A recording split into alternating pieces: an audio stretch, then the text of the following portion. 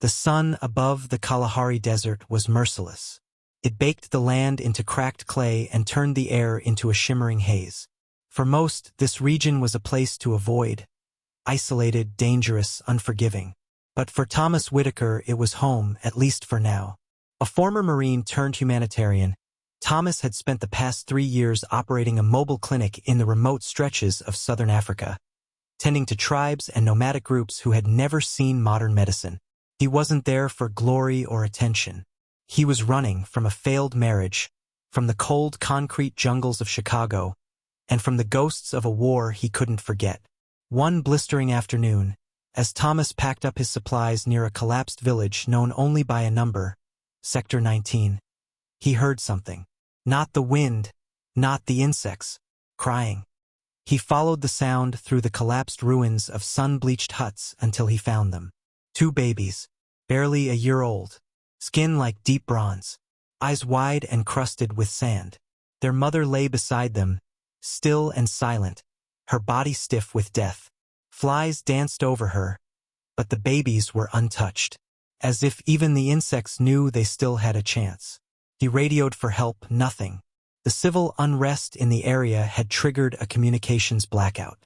A local aid worker told him, "Leave them. If you take them, you'll make enemies. Those aren't your children. You don't know what tribe they're from." But Thomas didn't flinch. "Then they're mine now," he said, scooping both infants into his arms. Getting them out wasn't easy. Local officials delayed him at every checkpoint. The paperwork was nearly impossible. No names, no records, no guardians. Twice, Border Patrol tried to seize the babies.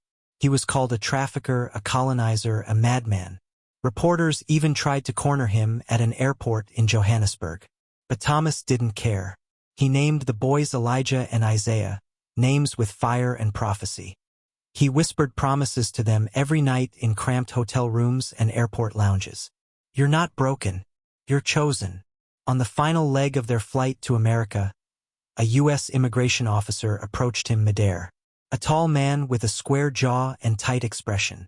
"These children have no legal parentage. I need to ask you to step aside once we land." Thomas didn't back down. "They have me." The officer stared at him for a long moment, then turned and walked away. When the wheels touched down at JFK, Thomas felt like he'd brought 2 pieces of the sun itself with him. But America was colder than he remembered. Not just the weather, the looks, the whispers, the judgments. At the adoption office, a caseworker leaned across the desk and said quietly, "Why would a white man take in 2 black babies from Africa? Do you understand the kind of life they'll have here? The kind of identity crisis they're going to face?" Thomas replied without blinking. "Do you understand the kind of death they faced back there?" He signed every paper, jumped through every hoop, passed every home study and psychological test. He didn't care how long it took. They were his sons. He never hid their origin. He never sugarcoated it. When they turned 5, he took them back to the edge of the desert, showed them where he found them, showed them their mother's grave. "This is where your story began," he said. "But it's not where it ends." Elijah and Isaiah didn't speak much that day, but they didn't let go of his hands either. That night, as they lay under the desert sky, a shooting star traced fire across the heavens, and Thomas whispered, "One day, you'll burn brighter than that." He had no idea how true that would be. The quiet town of Sedona, Arizona was a strange place to raise 2 boys from the African desert, but Thomas had chosen it deliberately, isolated enough to shield them from the chaos of the city, yet close enough to opportunity. He bought a small ranch house surrounded by red rocks and silence. He built a garden, a makeshift dojo, and a weapons shed. Not because he expected trouble, but because he remembered it always finds a way. Elijah and Isaiah grew fast, too fast. By age 7, they had already realized they were different. Not just because of their skin, but because of the way people looked at their father. Sometimes pity, sometimes disgust, often confusion. At school, other kids asked cruel questions. "Is he your real dad? Did he buy you? Do you remember Africa? Or did he just make it up?" Elijah learned to smile and shrug it off. Isaiah didn't. By 10, Isaiah had a permanent scowl and fists that got him suspended twice. Thomas never punished them for fighting, but he didn't condone it either. Instead, he offered them something else. "Don't fight angry," he told them one night, laying out wooden sticks and gloves in the backyard. "Fight smart. Fight quiet. Fight for each other." From that day, training became ritual. At dawn before school. At dusk before dinner. Boxing. Grappling. Knife work. Gun safety. Tactical movement. Thomas taught them everything he had learned as a Marine in Iraq, and then went beyond. They read books on philosophy, war, survival. He gave them structure, discipline, honor.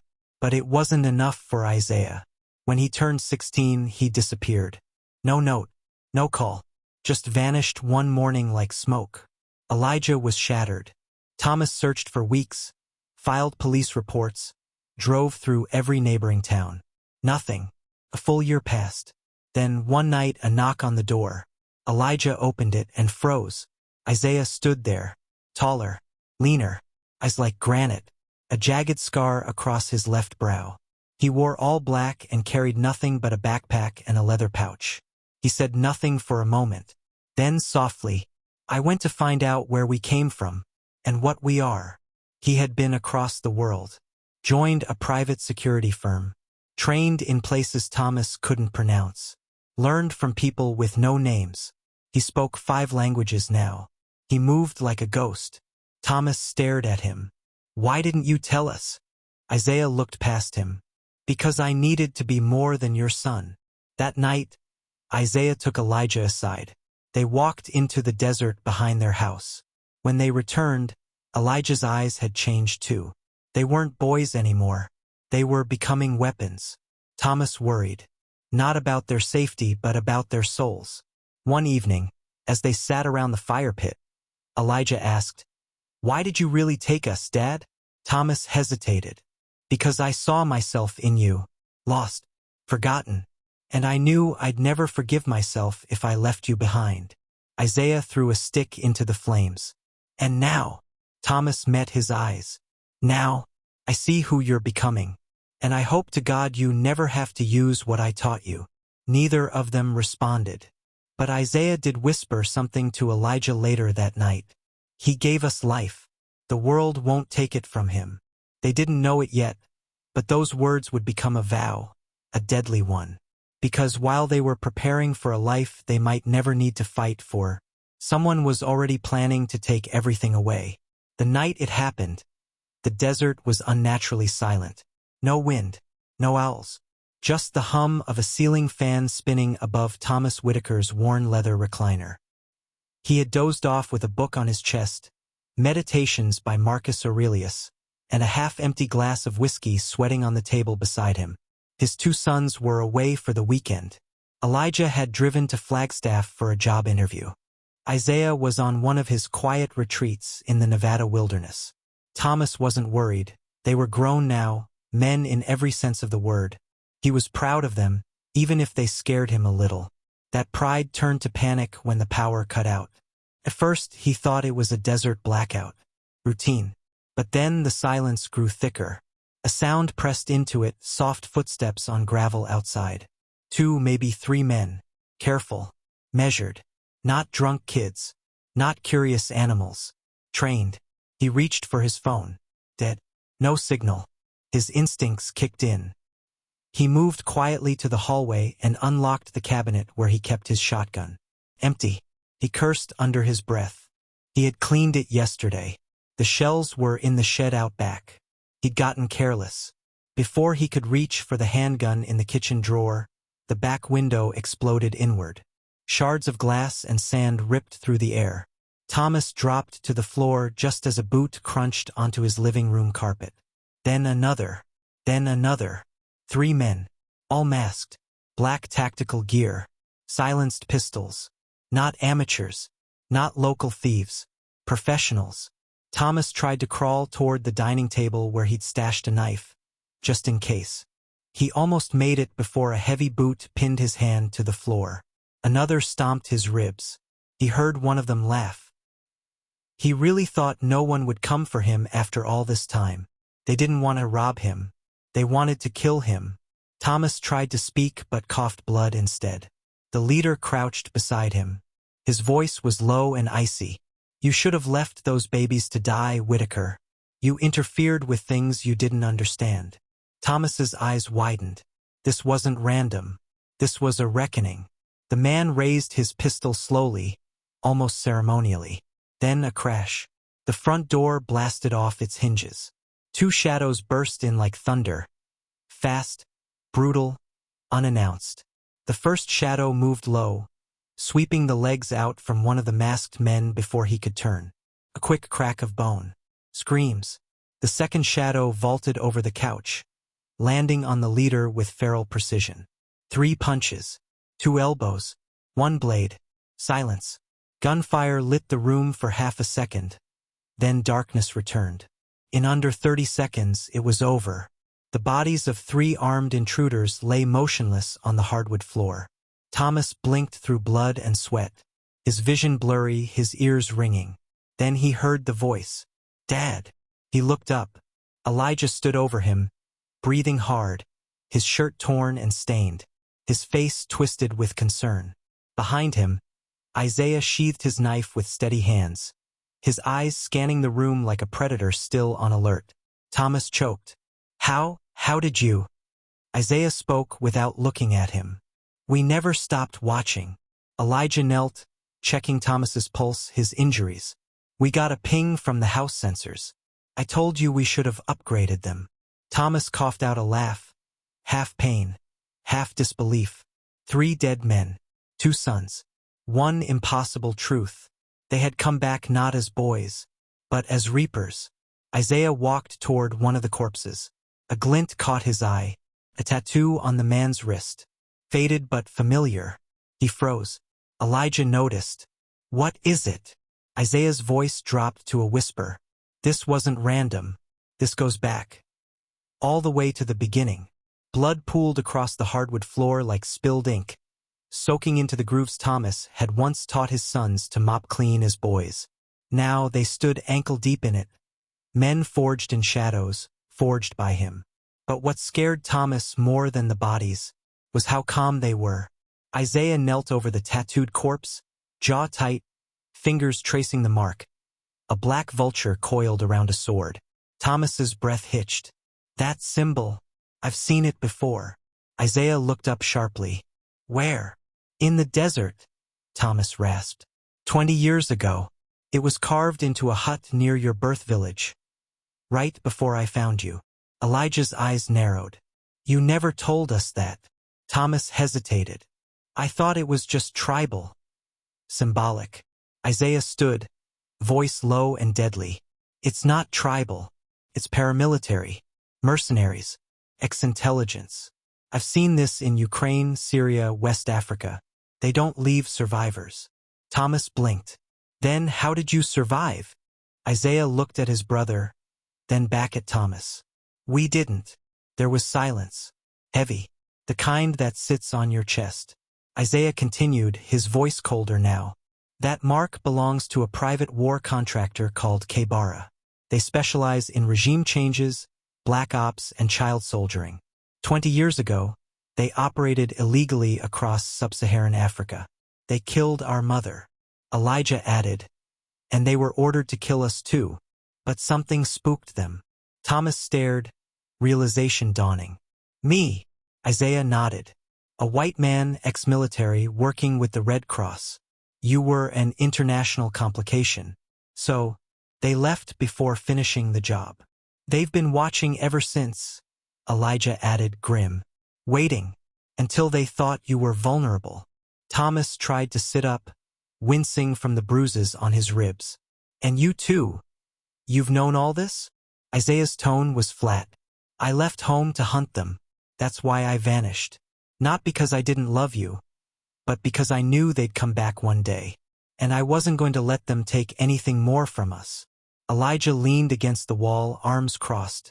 I tracked their money, their contracts, their kill lists.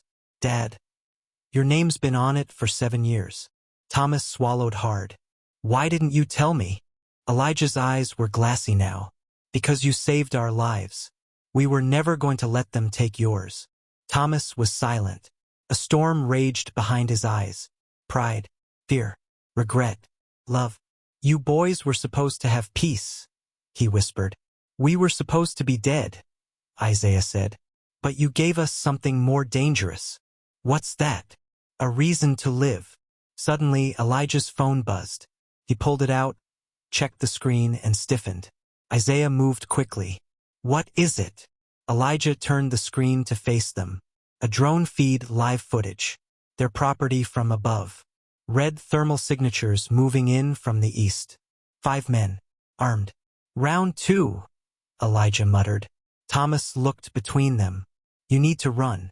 Both of you. I can handle this. Isaiah let out a low laugh. No, Dad. You raised us for this. Thomas opened his mouth to argue, but stopped. They were right. All those years of teaching them survival, combat, strategy, it wasn't paranoia. It was preparation. Then we fight smart, he said, standing slowly, pain be damned. No mercy. Isaiah smirked. Wasn't planning on it. Elijah turned toward the back room. I'll get the rifles. Thomas limped after them. And boys. They turned. He looked them in the eyes. Let's show them what it means to raise lions. Outside, the desert wind howled like a war cry. Inside, 3 shadows moved as one. Father and sons, forged not by blood, but by loyalty. And this time, the hunters were about to become the hunted. The desert didn't scream when it bled. But that night, the earth itself seemed to shudder beneath the chaos that unfolded on the Whitaker Ranch. 5 men, fully armed, moving in a wide V formation through the brush, infrared goggles sweeping, boots crunching against red sand. These weren't amateurs. They were executioners, sent to clean up the mess their brothers couldn't finish. Inside the house, Thomas, Elijah, and Isaiah were already ghosts. All the lights were cut, curtains pinned tight. The emergency floodlights in the backyard rewired to trigger with motion. Elijah lay prone on the rooftop with a scoped rifle. Isaiah was beneath the porch with a silenced pistol, tucked into the shadows. Thomas waited in the hallway, his body leaning against a dresser, a pump-action shotgun in his lap. It was war, and this time they weren't just defending a home. They were burying a threat that had haunted their lives for 2 decades. The first intruder breached the front door quietly, but not quiet enough.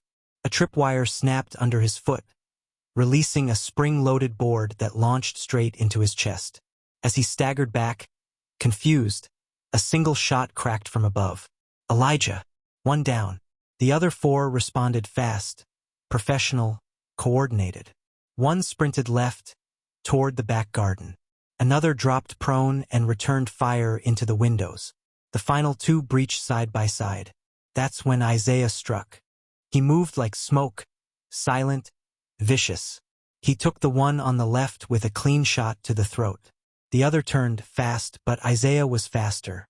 He drove his blade through the man's vest, whispering, "This is for our mother," before twisting hard. 2 more down.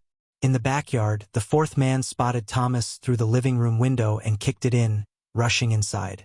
But Thomas had been waiting. As the intruder turned the corner, boom, the shotgun roared. The man's body lifted off the ground and slammed into the far wall, motionless. Only 1 was left now. He ran across the desert brush, toward a hidden ATV stashed behind the dunes. But Elijah had already moved, cutting off the escape path. He dropped from the roof, landing hard, rifle raised. "Drop it!" The last man hesitated, then smirked. "You don't know what you've started." Isaiah stepped out of the shadows behind him. "We know exactly what we've ended." The man lunged, but it was over before it began. 2 gunshots, 1 from each brother. The final body hit the dust. Silence returned. For the first time in 20 years, it was peaceful. They stood over the last corpse as the wind picked up around them, carrying away the scent of gunpowder and blood. Thomas limped out to meet them, face grim but eyes shining. "They won't stop," he said. Isaiah shook his head. "No, but we sent a message. We're not prey anymore." Elijah added, "We're the consequence." Thomas looked at them. His sons, not by blood, but by everything that mattered. "You saved my life," he said quietly. Isaiah shrugged. "You gave us ours." They stared out into the desert together. The horizon glowed faintly with dawn, red and gold like fire being reborn. Thomas wrapped an arm around each of them. "I found 2 crying infants in the sand. Once," he whispered, "I thought I was saving you. But the truth is, you saved me long before tonight." Elijah looked over, eyes glassy. "Then let's bury this story. Right here. Right now." Isaiah nodded. "No more running." They dug the graves themselves, 6 feet deep, one for each ghost. When it was done, they burned the bodies, erasing the threat in ash. As the flames roared, Thomas stepped back and smiled for the first time in days. In fire, the past was finally laid to rest. And in its ashes, a new family stood unbroken.